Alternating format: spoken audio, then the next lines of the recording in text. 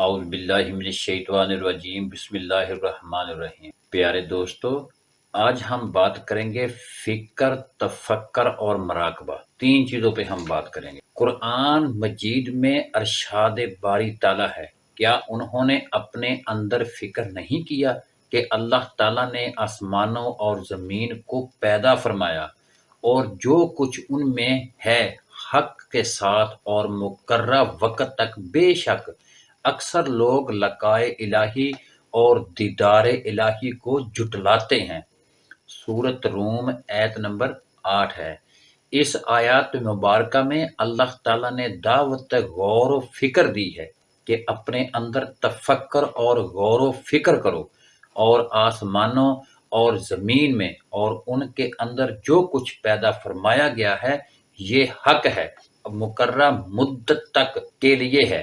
ارشاد نبی صلی اللہ علیہ وآلہ وسلم ہے، تفکروا فی آیاتہ ولا تفکروا فی ذاتہ۔ ترجمہ ہے، اللہ تعالیٰ کی آیات میں تفکر کرو مگر اس کی ذات میں تفکر مت کرو۔ گھڑی بھر کا تفکر دونوں جہان کی عبادت سے بہتر ہے۔ الذکر بلا فکری کصوت القلب۔ ترجمہ ہے، فکر کے بغیر ذکر کرنا گویا کتے کا بھونکنا ہے۔ کسی علم کو سیکھنے یا کسی چیز کو سمجھنے کے لیے جب ہم تفکر کرتے ہیں تو ہمارے ذہن میں یہ تجسس پیدا ہوتا ہے کہ اس چیز کی اصلیت کیا ہے، یہ کیوں ہے اور کس لیے ہے۔ اگر چھوٹی سے چھوٹی بات میں بھی تفکر کیا جائے تو اس چھوٹی سی بات کی بڑی اہمیت معلوم ہوتی ہے، اور اگر کسی بڑی سے بڑی بات پر غور فکر نہ کیا جائے تو وہ بڑی بات غیر اہم اور فضول بن جاتی ہے۔ تفکر سے ہمیں کسی شے کے بارے میں علم حاصل ہوتا ہے، اور پھر تفکر کے ذریعے اس علم میں جتنی گہرائی پیدا ہوتی ہے، اسی مناسبت سے اس چیز کی صفات کے بارے میں ہم باخبر ہو جاتے ہیں۔ دنیا آج مادی اور سائنسی ترقی کے جس مقام پر کھڑی ہے اس کا بنیادی غور و فکر ہی ہے۔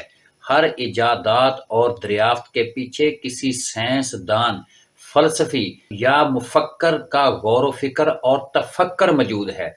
علامہ اقبال صاحب فرماتے ہیں، فکر قرآن ذکر اور فکر کا باہمی اختلاط ہے۔ میں نے ذکر کے بغیر فکر کو کامل نہیں دیکھا۔ فکر سے مراد اپنی ذات کے اندر غور کرنا اور خودی کی پہچان حاصل کرنا۔ جب ذکر سے مراد ذکر اسم ذات ہے، جب طالب ان دونوں خصوصیات کا حامل ہو جاتا ہے تو وہ صاحب فکر ہو جاتا ہے۔ نمبر 2، ذکر کیا ہے؟ ذوق و شوق کو ادب سکھانے کا نام ہے۔ ذوق اور شوق کو ادب سکھانے کا نام ذکر ہے، اور یہ روح کا کام ہے، حلق اور ہونٹوں کا کام نہیں۔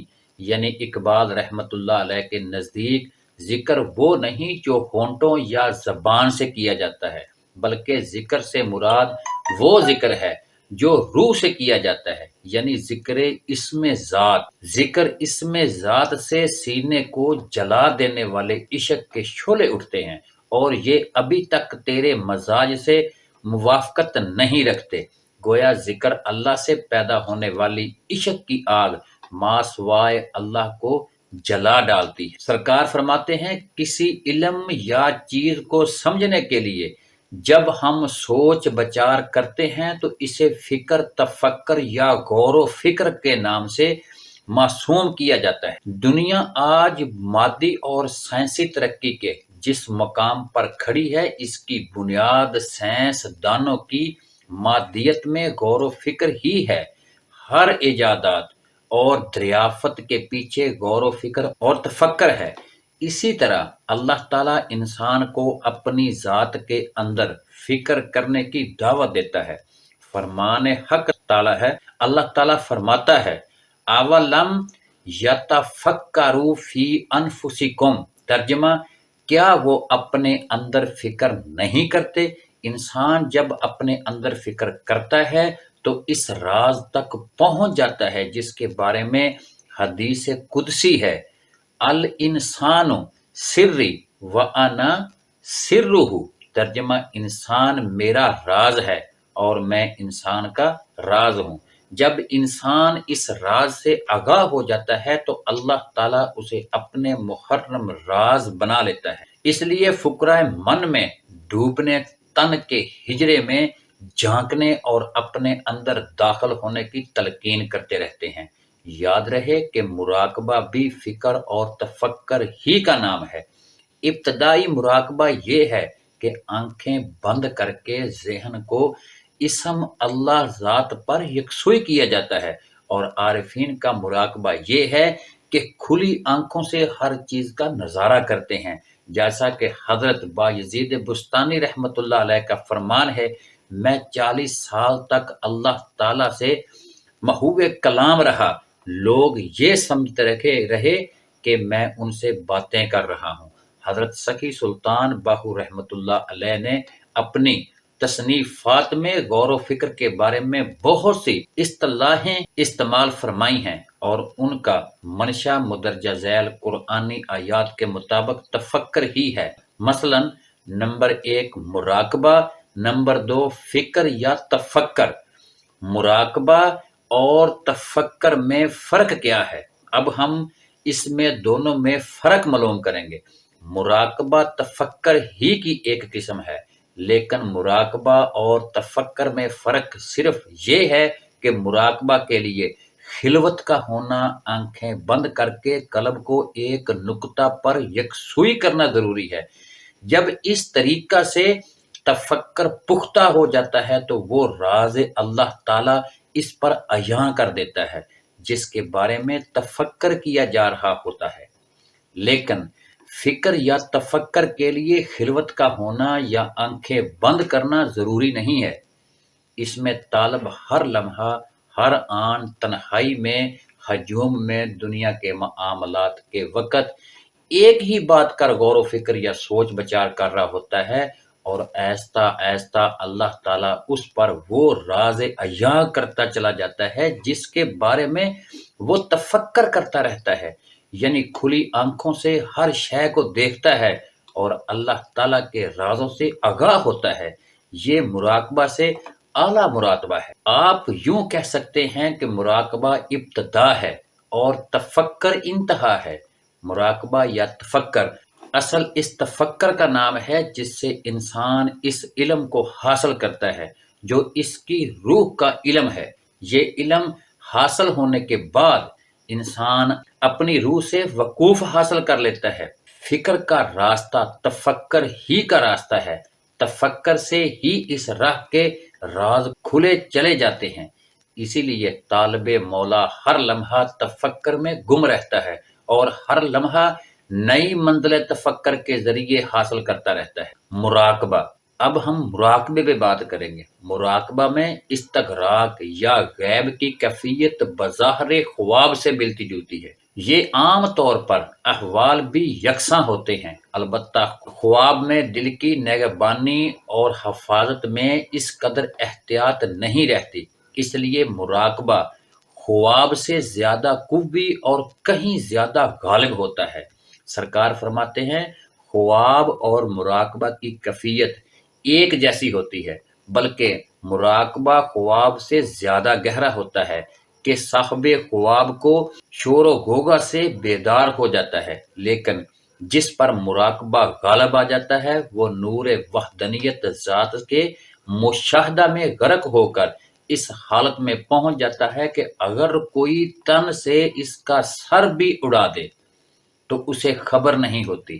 پس ثابت ہوا کہ مراقبہ موت کی مثل ہے، لیکن موت کی مثل ہوتے ہوئے بھی صاحب مراقبہ میں شعور بیدار رہتا ہے اور جواب باسواب پاتا رہتا ہے۔ مراقبہ سے عارفوں کو نور معرفت کی سرفرازی نصیب ہوتی ہے، اللہ تعالیٰ ان سے راضی رہتا ہے اور وہ اللہ تعالیٰ سے راضی رہتے ہیں۔ مراقبہ واصل بحق کرنے والے عمل کو کہتے ہیں۔ مراقبہ محبوب کی صحبت اسرار الہی اور مجلس محمدی صلی اللہ علیہ وآلہ وسلم کی مرحومیت اور نور الہدا تجلی ذات کے مشاہدے کو کہتے ہیں۔ مراقبہ دل کی ایک خاص کیفیت کا نام ہے جس کے تحت بندے کے دل کی نگرانی ہوتی رہتی ہے۔ ہر مراقبے کے مدعا اور منشا یہ ہوتا ہے کہ غیر اللہ دل میں نہ آنے پائے۔ مراقبے کے بعد نفسیانی اور شیطانی خطرات سے چھٹکارا حاصل کیا جاتا ہے۔ مراقبہ وہ ذریعہ خاص ہے جو طالب کو مولا تک پہنچا دیتا ہے۔ ایسے مراقبہ کو مشاہدہ کا نام دیا جاتا ہے۔ سرکار فرماتے ہیں مراقبہ دل کی نگہبانی کو کہتے ہیں۔ مراقبہ ایک نگہبان ہے جو غیر حق سے رقیب، مثلاً خطرات نفسیانی، خطرات شیطانی، امراض پریشانی اور ما سوائے اللہ کسی چیز کو دل میں نہیں آنے دیتی۔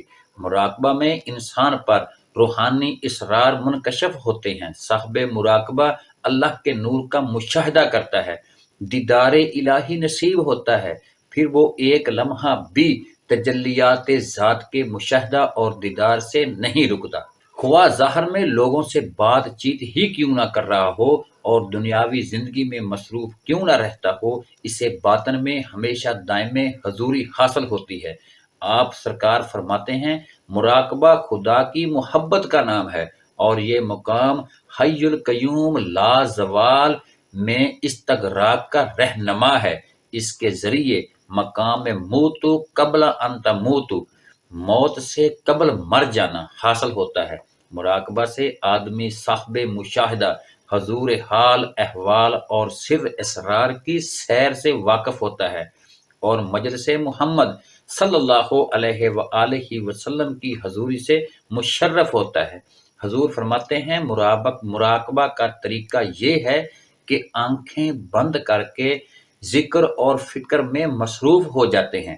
یہ ذکر قلبی اور کسی اسماء الحسنہ کا بھی ہو سکتا ہے اور کسی ایت کا بھی، اور اس میں اللہ ذات کا تصور بھی ہو سکتا ہے۔ ذکر، فکر اور تصور اتنا پختہ ہو جاتا ہے کہ پھر مراقب کو آنکھیں بند کرنے کی بھی ضرورت نہیں ہوتی۔ حضور فرماتے ہیں مراقبہ کئی طرح کا ہوتا ہے، مثلا مراقبہ ذکر و فکر، مراقبہ حضور مذکور، مراقبہ فنا فی الشیخ، مراقبہ فنا فی اللہ، مراقبہ فنا فی الہو، مراقبہ فنا فی الفکر، مراقبہ فنا فی محمد رسول اللہ صلی اللہ علیہ وآلہ وسلم، مراقبہ فنا فی النفس۔ مراقبہ کا طریقہ بیان کرتے ہوئے آپ سرکار فرماتے ہیں باطنی تحقیقات کی روح سے وہ مراقبہ کہ جس میں باطن شیطانی خطرات نفسانی اور حادثات دنیا فانی سے پیدا ہونے والے وہمات نہ پائے جاتے ہوں اور ذکر و فکر کلمات تسبیح کے ذریعے بالکل صحیح ہوں۔ یہ ہے کہ جب طالب اللہ باطن کی طرف متوجہ ہو کر تصور اسم اللہ ذات سے مراقبہ شروع کرے تو اسے چاہیے کہ پہلے 3 بار بسم اللہ الرحمن الرحیم، 3 بار درود شریف، 3 بار آیت الکرسی، 3 بار سلام قولا من رب الرحیم، 3 بار چاروں کل شریف، 3 بار سورۃ فاتحہ، 3 بار استغفار، 3 بار کلمہ تمجید اور 3 بار کلمہ طیب لا الہ الا اللہ محمد رسول اللہ پڑھ لے اور پھر اپنی نظر اسم اللہ ذات اور اسم محمد پر ٹکا دے۔ اس کے بعد آنکھیں بند کر کے مجلس انبیاء، اولیاء اللہ اور معرفت لا الہ کی نیت کر لے تو مرشد کامل بے شک اپنی دریافت میں اسے حضوری مجلس میں پہنچا دے گا۔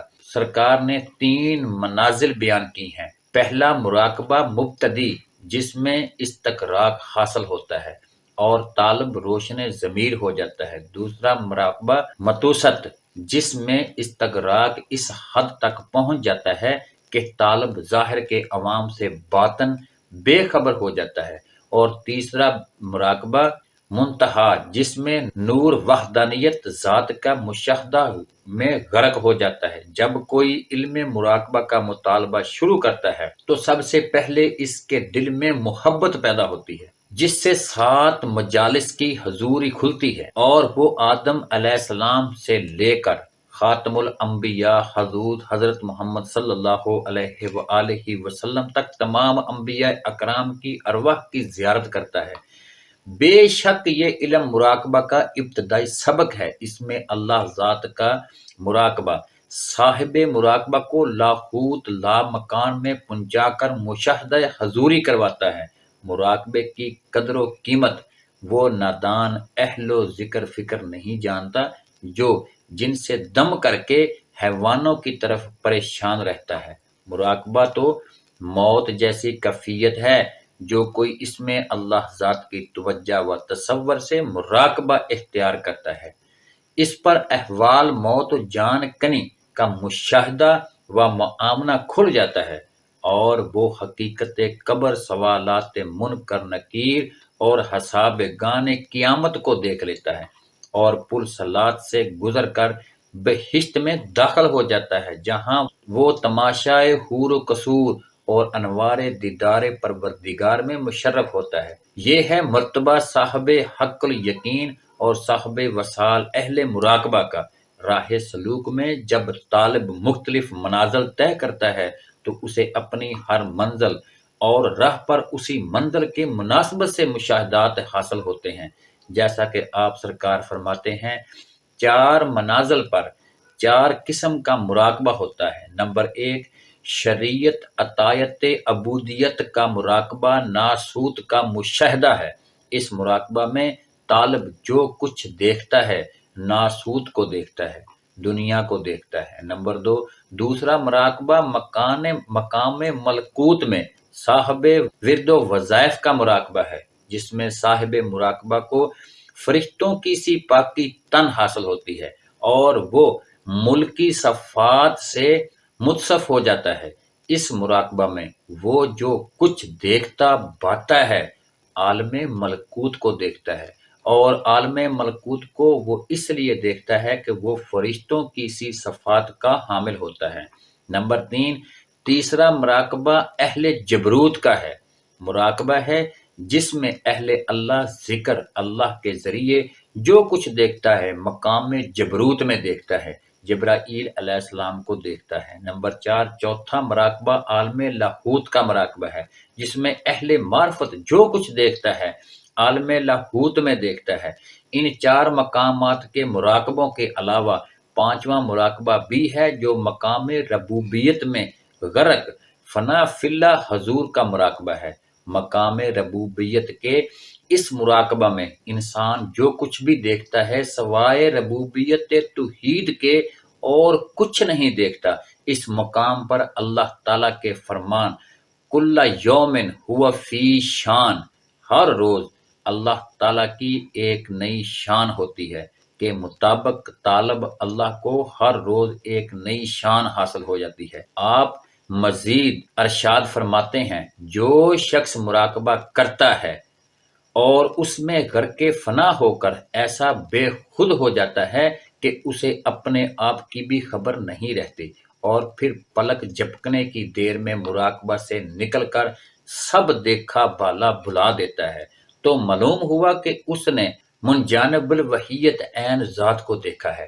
یہ مراتب اس عاشق دیوانہ کے ہیں جو اپنی جان سے بیگانہ ہو کر پروانے کی طرح آتش عشق میں جلتا رہتا ہے، لیکن یہ مراقبہ بھی درمیانہ ہے اور ابھی واحد میں نہیں آیا، ابھی حق سے بیگانہ ہے اور شانے پر بڑی ہوئی زلفوں کی طرح پریشان ہے۔ مراقبہ سمندر کے اس غواص کی طرح ہونا چاہیے جو ہر دم میں سمندر سے موتی نکال لاتا ہے۔ حضور فرماتے ہیں کہ مراقبہ سے اسرار الہی کا مشاہدہ ہوتا ہے۔ آپ سب سے اعلیٰ مراقبہ اسم اللہ ذات کے مراقبہ کو قرار دیتے ہیں، اور اسی سے طالب لاہوت لا مقام میں پہنچا کر دیدار الہی سے مشرف ہوتا ہے۔ اسی مراقبہ سے طالب کو مزاج حاصل ہوتا ہے، اور آپ فرماتے ہیں طالب اللہ جب مراقبہ میں اسم اللہ ذات کو دیکھتا ہے تو اسم اللہ ذات اسے مقام عین پر پہنچا دیتا ہے، یہاں وہ اپنے مطلوب کو دیکھتا ہے اور اس کی دید میں اس قدر غرق ہو جاتا ہے کہ اسے نہ کوئی ذکر فکر یاد رہتا ہے، نہ دم قدم اور راحت و غم یاد رہتا ہے، نہ اسے فکر و فاقہ یاد رہتا ہے، نہ نفس و ذائقہ یاد رہتا ہے، نہ اسے حضوری مذکور کی خبر رہتی ہے، نہ اسے دور و نزدیک کا پتہ رہتا ہے، نہ اسے قدر و قضا رہتی ہے، اور نہ ہی اسے حرص و ہوا کا پتہ چلتا ہے۔ پھر وہ کون سے مقام پر پہنچتا ہے، اسے بھلا کیا یاد رہتا ہے؟ فقط ذوق شوق محبت۔ عاشق جب اس مقام پر پہنچتا ہے تو اس کا ہر کام مکمل ہو جاتا ہے اور اس پر ذکر فکر حرام ہو جاتا ہے۔ اس مقام پر جو کچھ دیکھتا ہے خاص اللہ تعالی ہی دیکھتا ہے۔ پیارے دوستو، بھائیوں اور بہنوں، یہ ایک حصہ ہے اور آگے ہم اس کا مراقبے کا دوسرا حصہ بیان کریں گے۔ دعا کے لیے ہاتھ اٹھائیں اور کمنٹ سیکشن میں آمین ضرور لکھیں۔ بسم اللہ الرحمن الرحیم۔ یا اللہ، آپ میری امید نہیں، میرا یقین ہے۔ یا اللہ، میرے دل کو منافقت سے، میرے عمل کو دکھاوے سے، میری زبان کو جھوٹ سے اور میری آنکھوں کو خیانت سے پاک کر دے۔ یا اللہ، ہم آزمائشوں میں گرے ہوئے ہیں، یا اللہ تم میری مدد فرما اور ہمیں ہماری آزمائشوں سے نجات اور سکون عطا فرما اور ہماری آزمائشوں کو راحتوں میں بدل دے۔ آمین ثم آمین۔ پیارے دوستو، جانے سے پہلے ہماری آج کی اس ایمان افروز ویڈیو کو اپنے پیاروں کے ساتھ اور اپنے دوست احباب کے ساتھ ضرور شیئر کیجیے گا۔ جزاک اللہ۔ پیارے دوستو، ہم یہ امید کرتے ہیں کہ آپ کو ہماری آج کی ویڈیو پسند آئی ہوگی۔ اگر آپ کو ہماری آج کی ویڈیو پسند آئی ہے تو سب سے پہلے اس کو لائک کریں اور اپنی رائے کا اظہار کمنٹ سیکشن میں لازمی کیا کریں۔ آخر میں آپ کو پھر ایک بار درخواست کرتے ہیں کہ آپ ہمارے چینل انمول کلام کو سبسکرائب کر لیں اور ساتھ ہی لگی گھنٹی کے بٹن کو کلک کریں تاکہ آپ کے پاس ہمارے آنے والی مزید ویڈیوز کا نوٹیفیکیشن بر وقت ملتا رہے۔ اللہ تعالیٰ آپ کو اپنی حفظ و ایمان میں رکھے۔ آمین ثم آمین۔ وما علینا الا البلاغ المبین۔